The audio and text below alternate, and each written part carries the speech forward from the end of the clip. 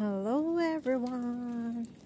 Ngayon maglalakad po ako ng aso doon sa dagat. Yan. Si Peanut pala ito. Mamaya, pakawalan ko itong mamaya.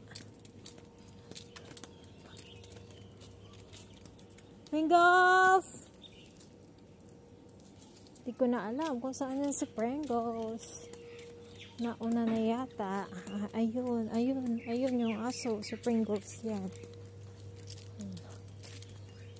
Mabait na mga aso tong nilalakad ko.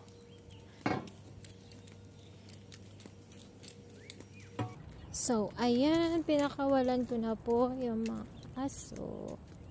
Tapos yun siya. Diba? Ang bait nila. Yan. Yun lang guys. Thank you for watching. Bye.